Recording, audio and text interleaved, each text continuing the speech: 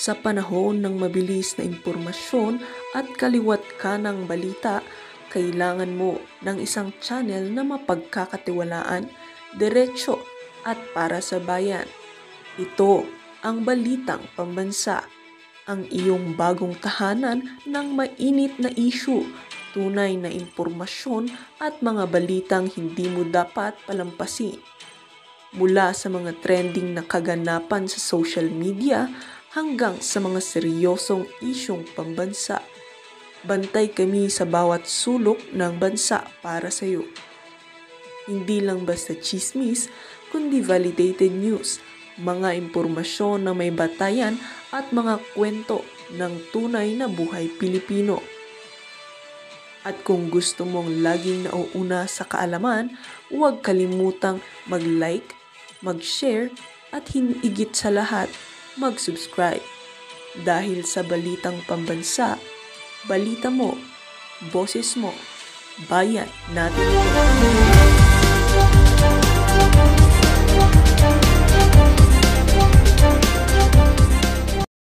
Porta. Did not know the Discayas, and that was the first and only time outside the Blue Ribbon Committee hearing that I met them. Ano po sabi niya, no? Are you sure? Are you sure? I thought you, Congressman Roy Loyola and Josh Moica, were good friends with Discaya. Nako, mga kareaksyon, yan sinasabi natin eh.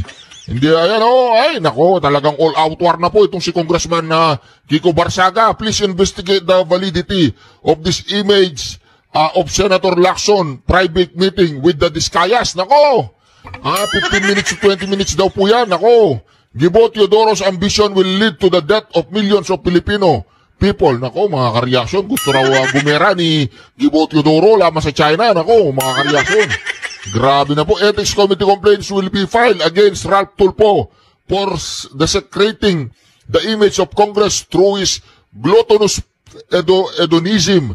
We seek to expel him from the House of the Representatives. Ako, imbes na si Kiko Barsaga ang may expel dahil sa mga ginagawa niyang expose at ginagawa niyang pag-criticize sa mga tiwali at mga hangal na lingkod bayan ng ating gobyerno, ay para yatang mauuna pa itong si Ralph Laklak Tulfo.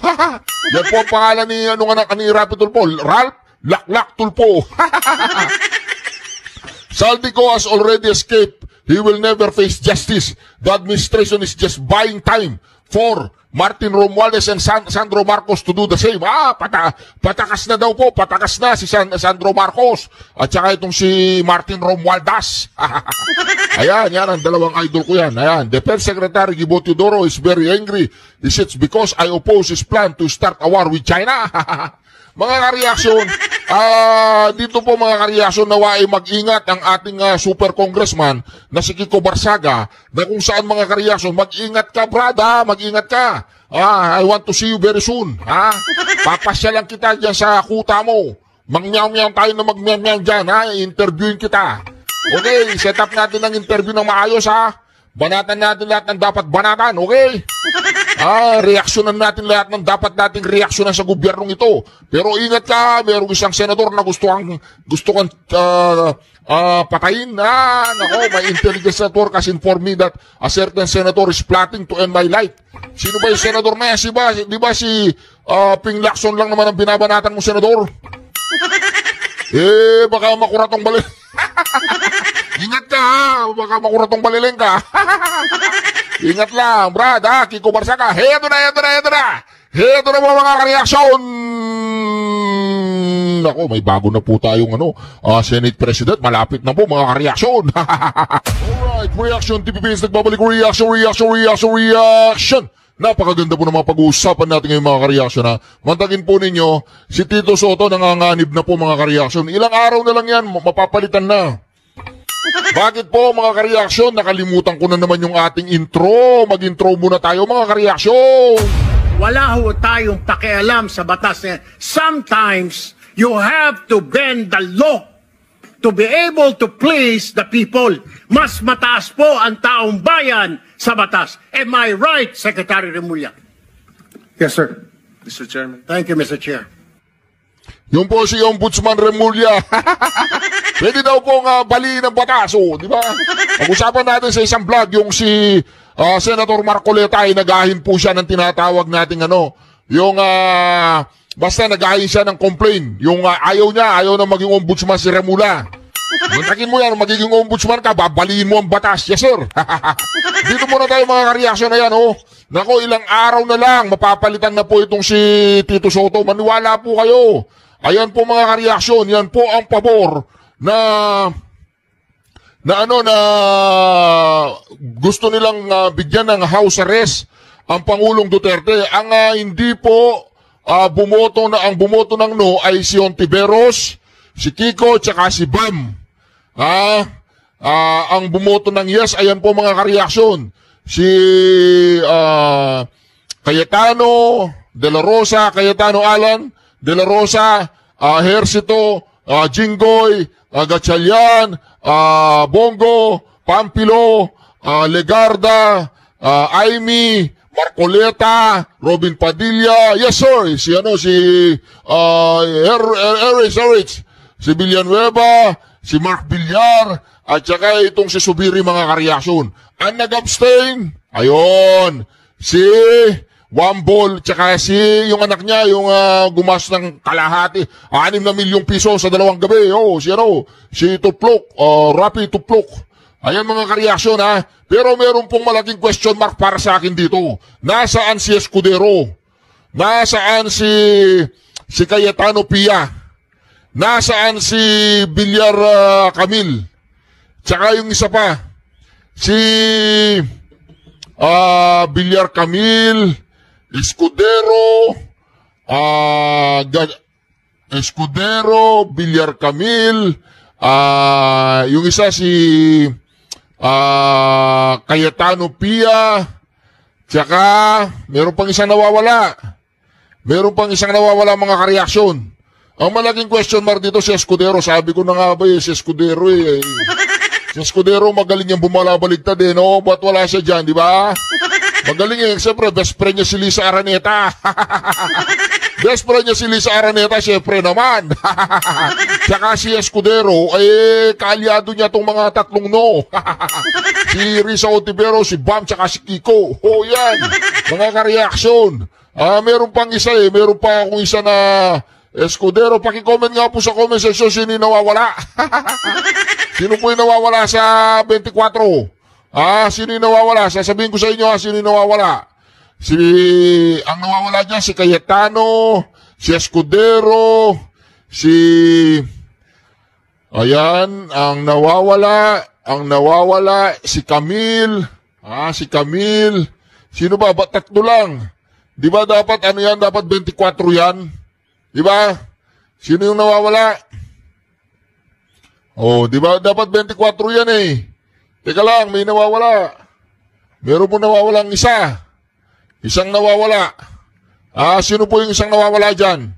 Nandyan ba si Lito Lapid? Nandyan? Si Lito Lapid nandyan? Si Lito Lapid? Nandyan ba si Lito Lapid? Lito Lapid. Siyempre si Lito Lapid nandyan dapat yan. Wala. Wala si Lito Lapid. Wala po. So, wala si Lito Lapid. Ibig sabihin, yung 4, absent po yung 4, absent. 2 nag-abstain, 4 na absent. Si Escudero nawawala. Siyempre, best friend niya si Lisa, di ba? Si Lisa ba yung mastermind o si Bobong Marcos? Ayan mga kareaksyon, Ayan ang sasabihin natin yan, di ba? Ngayon, ilang araw na lang tong si Tito, mapapalitan na yan mga kareaksyon. Ayaw niyo maniwala? Ayaw niyo maniwalang mapapalitan na si Tito? Nako, ayan po, nagsosorry po si Mark Villar, Nagsosorry, nagsosorry si Balingbing. Walang paninindigan. Magsorry ka, ayusin mo yung kamay mo, ayusin mo. Nako, nagsosorry po, yan po. Nagsorry po. Nagsorry si Mark Villar. Nako po, yan na sinasabi ko. Palapit na yung re-eleksyon ng Senado. Mark Villar. Si Auntie Claire. Si Auntie Claire po, bago po siya naging kontrabida, Ayan, singer. Ayan, aspiring singer pala siya, oh. OMG, what is this? Ang galing. O, di ba? Singer pala si Auntie Claire. Mali ang pinasok niya, oh.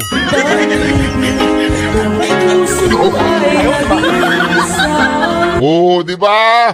May future ka, Auntie Claire. Meron kang potential. Ba't di ka nag-apply sa Malate? Marami nangangailangan doon. Oh, bagay na bagay ka sa Malate. Maraming doon, mga nangangailangan ng mga singer. Oh, ikaw yung attorney, ang abogadang singer sa Malate. Ganoon.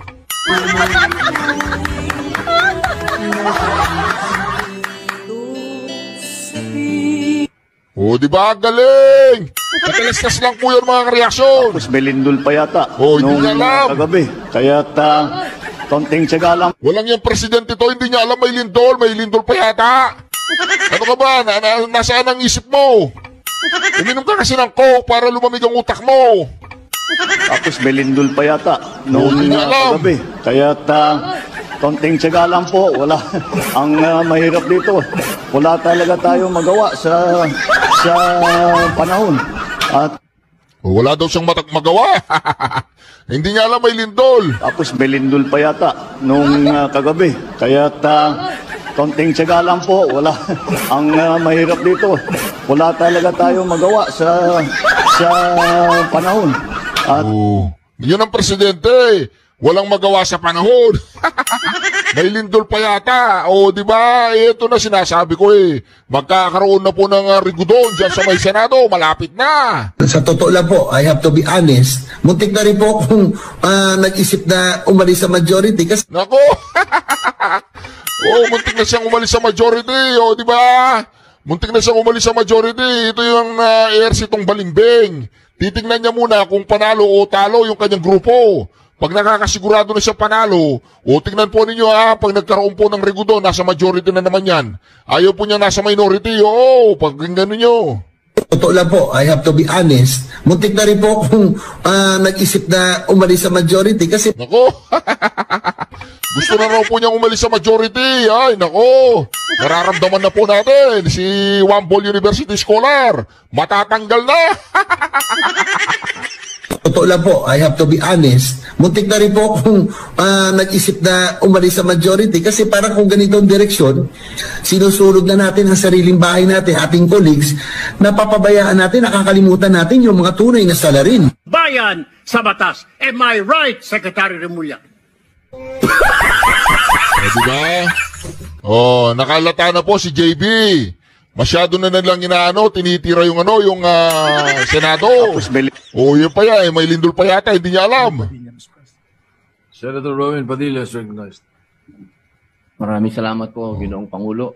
Pakinggan po natin si Binoy, Ito po yung pagsasalita nila, mga kareaksyon patungkol sa pagpapalaya sa ating Pangulong Duterte. Hindi pagpapalaya, house arrest. Si Wambol, mapapalitan na yan. Tingnan po ninyo, Bakit ka mo? Ayan tingnan mo, di ba? Pumaling na sila sa Pangulong Duterte. Pumaling na sila sa Pangulong Duterte, di ba? Si Pia, wala siya dyan. Pumaling na sila sa Pangulong Duterte, wala siya dito, si Escudero, di ba? Gusto kasi ni Escudero, ang Pangulong Duterte mabulok doon sa dahig. Pabor siya, nung Senate President siya, pabor, si Escudero, kaya si Escudero, pagdating sa Pangulong Duterte, talagang gusto niya mabulok doon sa dahig. Kasi kung ayaw niya mabulok doon sa dahig, wala siya, di ba?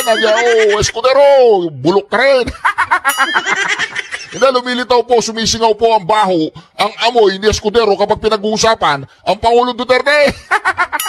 Wala siya, absent. Kaya hindi ako masyadong conforme kay Escudero, pero okay yung ginagawa ni Escudero. Banatan mo si Romualdez kasi galit si Lisa Araneta kay Romualdez. Hindi yata tama yung partiyan. Para nawawala yung 10 billion. Ngayon, sabi ni Lisa Araneta, Bongbong, banatan mo yan, palayasin mo si Saldico sa Pilipinas. Hindi tama yung at yan. Yung mga sindikato, hindi tama. Kaya kay Escudero, hindi ako conforme pagdating sa kay BP Sara Duterte. Pakukulong din niya yan. Ay, hindi naman. Pagkitanggal po yung pakulong sa record in aid of the legislation. Pero si Escudero, okay, sige, okay ka sa amin ngayon. Banatan mo ng banata si Tambaluslos. Pero pagdating ng 2028, alam ko, kakalabanin mo si Sara Duterte. Tignan natin kung makikipag-alyado siya kay Sara Duterte. Pero sa tingin ko, si Escudero, takot siya kay Palaka. Kaya umabsent, hindi siya bumoto. Oy, si Escudero, anong ginagawa mo? Kala ko tuloy-tuloy na yung kayabangan mo, katapangan mo. Oy, tuloy-tuloy mo na, sagarin mo na, Escudero. Pero okay lang. At least binabanatan mo si Tambaluslos. Inutusan ka ba ni Lisaraneta? Hindi, napag-aalata kasi sa Escudero di ba? May away kasi si Lisa at si Tamba. Hindi yata tama yung atiyan doon sa share. Nunong Mayorya. Una po sa lahat, gusto ko rin po magpasalamat sa mga senador na nagbigay po sa amin ng lakas loob upang ilapit po sa inyo itong usapin na ito. Alam niyo po, mga kasama, ang pagkakakilala ko po kay Tatay Digong, kaya po siya ay aking iniidolo. Ito pong taong ito ay matapang na tao. Nasa kanya po lahat ang katangian, parang isang katulad ko ay sumaludo. Pero dumadating po sa punto na ang isang tao ay tumatanda. Alam niyo po, kung ikukumpara ko yung pangungulungan ko dito sa Pilipinas, sa pangungulungan ng ating Tatay Digong, ay napakalayo po. Sapagkat ang kulungan po natin ay hindi po parehas ng kulungan sa ibang bansa. Si Digong po ay nakakulong sa napakaliit na kwarto. May oras po para siya ay lumabas. Halos buong araw siya po ay nasa loob ng kwarto na yan, na meron lang pong maliit na butas kung saan po inaabot ang kanyang pagkain. Napakahirap po dahil dito po sa atin, sa amin sa Muntinlupa, ang tawag po namin doon Bartolina. Yun po ang itsura ng kilalalagyan ni Tatay Digong. Siya po ay nasa Bartolina. Wala po siya doon nakakausap, wala po siyang nakakakwentuhan, at higit sa lahat, napakahirap po para sa isang nangungulungan na sa ganong edad ay nag-iisa ka, wala pong nag-aasikaso sa iyo. Alam niyo po, ang aking mahal na ina, nung siya po ay nag-umpisa na nagkaroon ng mild dementia, siya po ay 80 years old. Ang aking pong ina ngayon ay 89, siya po ay may advanced dementia na. Kaya batid ko po kung ano ang hinagpis ng mga nagmamahal kay Tatay Digong. Kung paano po nakakalimot sa kanyang pangalan, nakakalimot sa pangalan ng mga anak niya, nakakalimot sa mga bagay na may kilalaman sa katawan niya, kung kailan siya dudumi, kung kailan siya iihi. Mga bagay po yan na inilalapit ko po sa ating mga kasamahan at sa mga kababayan natin. Kung sana po ay mapagbigyan ang aming kahilingan. Hindi naman po kami humihingi na siya po ay pakawalan. Ang hinihingi po namin, siya po ay maialis sa Bartolina.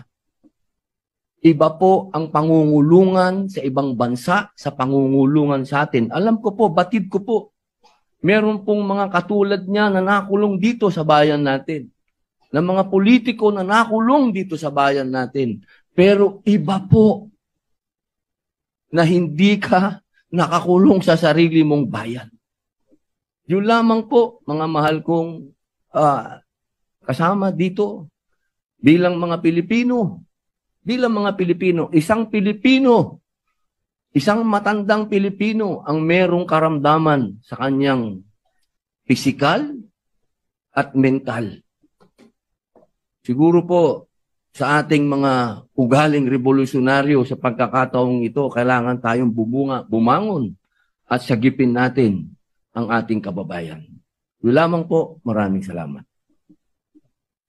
Majority Leader. Thank you, Mr. President. Next to sponsor the measures, no other than Senator Amy Marcos, Mr. President. Mr. President, Majority Leader, may I co-sponsor the pending resolution and herewith enter into the records portions of the September 11 defense request for an indefinite adjournment, in particular paragraphs 3, 4, and 7, to wit, all of the medical information collated leads to an overwhelming conclusion that Mr. Duterte suffers from significant cognitive deficiencies that affect his memory, his daily executive functioning, his visual constructive abilities, and his orientation to place and time. This is concluded simultaneously by a neuropsychologist instructed by the medical officer of the ICC Detention Center at the specific request of the registrar, and for this reason, the medical data presented to the pretrial chamber is neither partisan nor self-serving. For the reasons cited above, therefore, I seek your kind humanitarian consideration and the sense of judicial mercy, and urge that we plead for house arrest. Thank you. Thank you, Mr. President. Mr. President, Yes, Majority Leader. next to sponsor, Senator Jinggoy Ejercito Estrada, Mr. President. Senator Jingo Estrada is recognized. Thank you, Mr. President. Mr. President, I would like to associate myself with the sponsorship speeches of our colleagues and express my full support on proposed Senate Resolution number 144, expressing the sense of this chamber to request the International Criminal Court to hold former President Duterte under house arrest rather than in a detention facility, to uphold the principles of humanity, irrespective of political interest or other gains. Ginong Pangulo, hindi may kakaila na si dating Pangulong Duterte sa kabila ng mga kontrobersiyang bumabalot sa kanyang administrasyon ay naglingkod sa bayan sa loob ng maraming taon bilang mayor, vice mayor, congressman, at bilang kalabing-anim na pangulo ng ating bansa. Naunawaan ko na may iba't ibang pananaw ang bawat isa sa atin dito hinggil sa naging pamumuno ng dating pangulo. Gayunpaman, hinihingi ng pagkakataon ang habag at pagpapairal ng konsiderasyon sa lumalalang kalagayan ng kanyang kalusugan. Likas sa ating mga Pilipino ang mataas na pagpapahalaga at paggalang sa mga nakakatanda. Sila na mga tagapag-ingat ng karunungan, kasaysayan at tradisyon ng ating pamilya. At gaya ng karamihan na nasa dapit hapon na ng kanilang buhay sa edad na 80 anyos, hindi na siya ang leader na kinamulatan natin ilang taon na nakaraan, matatag sa likod ng pulpito ng kapangyarihan.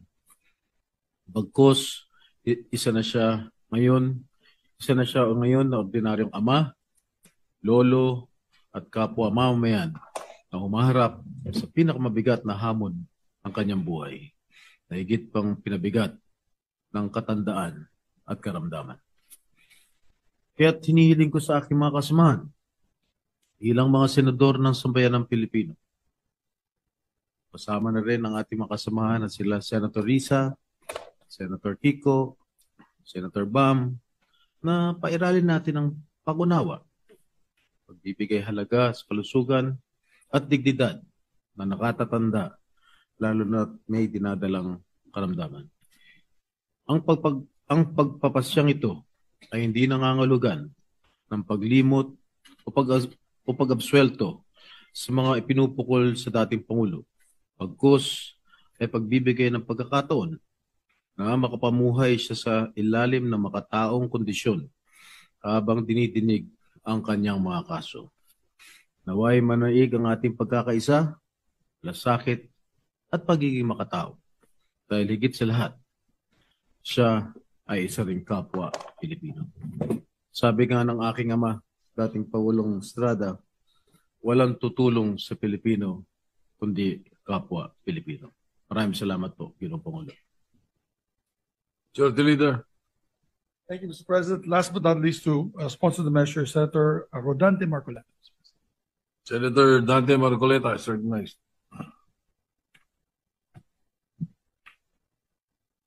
Mr. President, distinguished colleagues, I rise today to co-sponsor proposed resolution number 144, urging the International Criminal Court to hold former President Rodrigo Duterte under house arrest.